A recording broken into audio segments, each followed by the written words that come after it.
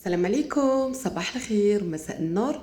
صلوا على النبي محمد عليه أفضل الصلاة والسلام. سعيدة جدا أخواتي بلقياكم مجددا. إن شاء الله يلقاكم هذا الفيديو في أتم الصحة والعافية بإذن الله.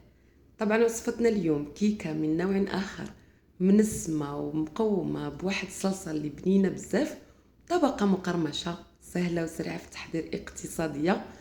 تنجح معكم من أول تجربة كيفاش تحصلوا على كيكة بدون ما تنزل معكم، بحجم عائلي. ما شاء الله كتجي بنينه بواحد المذاق اللي كيزيد كيعطيها واحد التنسيمه رائعه. كتجي مفشه وقطنيه من الداخل. تبعوا الفيديو للاخير باش تستافدوا اكثر.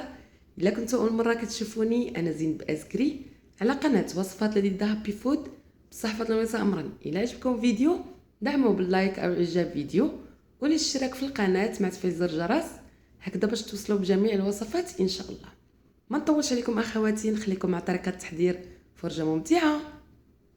ونبداو بسم الله على بركه الله. بالنسبه لاول حاجه الحجم ديال القالب اللي كبير جدا، اكبر قالب ديال الكيك، كاين المتوسط وكاين الصغير، فانا استعملت الحجم الكبير بحجم عائلي. هنا كندهنوا بالقليل من الزبده، الا ما توفرش ممكن ندهنوا بالزيت طبعا، وكندهنو كامل. كنضيف ملعقه كبيره من الدقيق وكنلبس هذا القالب كامل. علاش حنا وجدنا القالب الاول؟ باش ندخلوه المجمد، وان شاء الله انا نقول لكم علاش استعملناه بهذه الطريقه هذه كاول مره قبل ما نحضروا القوام ديال الكيك. صافي، وبنفس الطريقه كنرش حتى الوسط ديال القالب وكنفضوا جيدا من الزوائد ديال الدقيق، ومباشره كندخلوا المجمد. هنا باش نحضروا الكيكه كنحتاجوا 5 الحبات ديال البيض. انا عندي بحجم صغير، الا عندكم حجم كبير فكتستعملوا غير 4 فقط كافيه. كنضيف كاس من السكر الخشن، اي سكر سنيده بمقاس كاس العنبه. وبالنسبه لهاد الكيكه اللي نسمتها لينا عطاتنا مذاق جميل بزاف، اللي هي فانيلا بزهره البرتقال، كتعطي واحد المذاق رائع. كنضيف قبصه من الملح، وبالطراب اليدوي كنخدم الخليط بتاعنا جيدا. انسب طريقه تخدموا بها بالطراب اليدوي، كتهزوا البول بتاعكم كتميلوه باش كتخدم لكم بكل سهوله، نتوما تشوفوا ان شاء الله، وبدون ما تضر لكم الايد بتاعكم. يعني كتخدموه بكل سهوله حتى كيذوب لكم تقريبا هذاك السكر كامل. فكيف ما قلت لكم ضروري توجدوا القالب الاول وكندخلوا المجمد، وانتم تشوفوا الكيكه كيفاش كتطلع معنا. هنا من بعد ما خدمنا السكر والبيض جيدا، كنضيف كاس الا ربع من الزيت بمقاس كاس العنبه كذلك. وكنخدم الخليط بتاعنا جيدا، ما تضيفوش كاس ديال الزيت كامل باش ما تجيناش الكيكه مفروله او مفرته. بغيناها تجينا هكذا بقوام خفيف من الداخل وزوين. كنضيف كذلك كاس من الحليب اللي تيكون خارج من الثلاجه قبل، وكنخدم الخليط بتاعنا هنا جيدا جيدا حتى كتنسجم لينا المكونات كلها مع بعضها. بالنسبه للدقيق اخواتي ضروري كنغربلوه، كنحتاجوا الغربال الاول من الخل، وكنضيف 2 كؤوس الاولى من الدقيق الرطب متعدد الاستعمالات اي الفرز، دائما بمقاس كاس العنبه.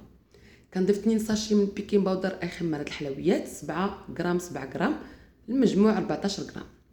وكنخل الخليط او الدقيق. فمن الاحسن تنخلوه، راه كاين الفرق ما بين الدقيق منخول والدقيق ما منخولش، يعني مغربل وما مغربلش.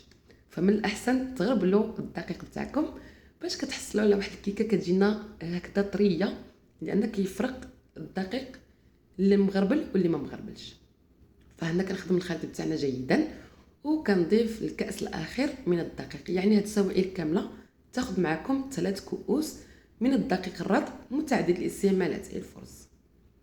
فانا كنخدم الخليط بتاعنا جيدا. بالنسبه للكيكه راه كنعطيها لكم دائما قاعده: الكاس اللي بديتو به السكر هو اللي كتبداو به الكيكه كامله، سواء كان كاس صغير او كاس كبير. صافي اخواتي، كتحصلوا على هذا القوام هذا فحال الغيمه، كترسموا رقم 8 ما كتنزلش بسرعه، يعني ما تقيلش بزاف وما خفيفش. هاد المكونات اللي عطيتها لكم في قالب كبير مضبوطه 100%. فاخر حاجه كنضيفها هي ملعقه كبيره من الخل او الحامض اللي ما متوفرش عندكم، الليمون طبعا. فهو الدور ديال الخل كيتفاعل لينا مع خميره الحلويات او بيكين باودر، كيعطينا واحد القوام رائع بحجم كبير ما شاء الله وطالع، يعني كتطلع معنا الكيكه رائعه. صافي كنخلطوا جيدا وكنتحصلوا عليه دائما بنفس هذا القوام هذا. هنا من بعد ما خرجنا القلب من المجمد كيف ما كتشوفوا راه جمد جيدا على ما كنحضروا الخليط ديال الكيك.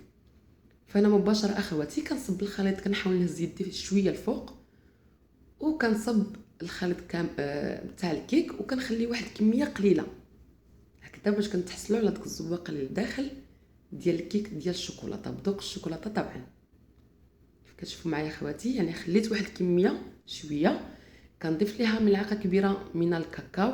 من الاحسن تكون نوعيه ممتازه هكذا باش كتعطينا واحد المذاق رائع جدا. الا نشف معكم القوام راه كتضيفوا ليه 2 معالق كبيره من الحليب كيف ما استعملت انا، وصافي كتخلطوا الخليط بتاعكم جيدا حتى كتدخلوا هذاك الكاكاو كامل. فبالنسبه لهاد الكيكه اللي عطيتكم انسجام رائع بواحد الذوق كيهبل وريحتها ما شاء الله بزهره البرتقال وكذلك الشوكولاته اللي داخل بذوق الكاكاو. من الاحسن تكون نوعيه ممتازه. صافي كنتحصلوا عليه هذا القوام هذا كيعطي واحد الانسجام رائع جدا. فهنا كنصبوه فوق الخليط، يعني ما نخليش واحد الكميه اللي كبيره ديال الخليط ديال الكاكاو، غير واحد شويه كذا، وكندوروا بهذه الطريقه هذه ما نوصلش للبرا ديال القالب، كنحاول نخليه قريب شويه للوسط.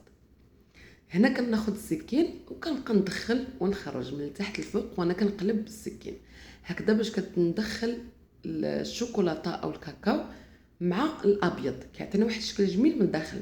هذه كتعوضكم على الطريقه ديال الكيكه الرخامه، يعني بدل ما نبقى نحط شويه قهوي شويه ابيض شويه قهوي شويه ابيض هكذا كيكون كياخذ الوقت ومتعبه شويه. صافي هنا كنبقى ندورها كامله حتى كنوصل الاول البدايه اللي استعملت من الاول. واخر حاجه كناخذ واحد الكوردو او عود تيكون رقيق بهذا الشكل هذا، كنبقى غادا على شكل دائري 2 مرات على اليمين و2 مرات على اليسار. كيف كتشوفوا معايا اخواتي راه كيعطي واحد الشكل جميل من الداخل، واكيد شفتوها في البدايه ديال الفيديو. صافي هنا كنخبطها على سطح العمل 2 خبطات 3 الخبطات بيد ما كتخرج هذوك الفقاعات اللي فيها، ومباشره اخواتي كندخلها الفرن اللي كيكون سخون قبل على درجه حراره 150. كنضيف لها واحد الثانيه من التحت هكذا باش ما تحرقش معكم الكيك من التحت، كتعطي لون جميل ما شاء الله. كنخليها من التحت طيب وما نفتحش عليها الفرن لمده 15 دقيقه الاولى باش ما تنزلش معكم. هذه طريقه البنات المبتدئات تقول لك دائما عفوا الكيكه كتنزل معنا. كنخليها حتى كطيب تنفخ معكم وفتحوا عليها من الفوق، قلبوها بواحد الكوردون وفتحوها عليها من الفوق تعطيكم اللون الذهبي. كنتحصلوا عليها بهذا الشكل هذا. هنا نخليها حتى كتبرد بتاتا، يعني حتى كتبرد جيدا، عاد كنبدا نزولها من القالب وكنقلبها في واحد الصحن. كيف كتشوفوا معايا اخواتي يعني ما شاء الله لونها جميل وحجمها طالع ورائعه. بغيتي تزينوها وهي مقلوبه الظهر تاعها على الفوق كيبقى لكم على حسب الاختيار.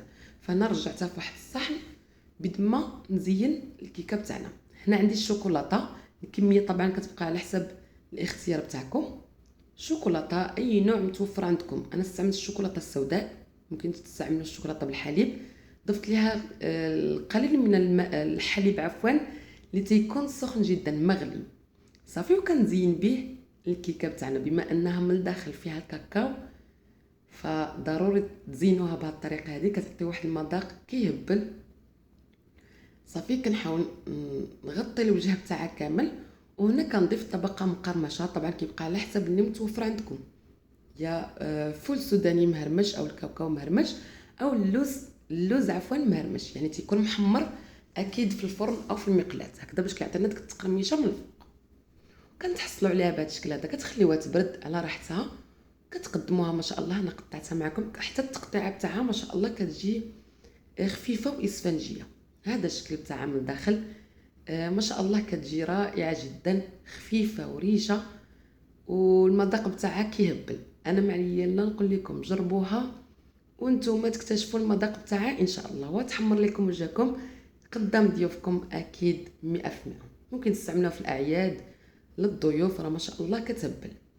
نتمنى حبيباتي واخواتي وصديقاتي الغاليات هذا الفيديو ينال الرضا والاستحسان تاعكم اكيد ان شاء الله. نخليكم في امان الله وحفظه، دمتم بالف خير. الى فيديو قادم باذن الله. السلام عليكم ورحمه الله.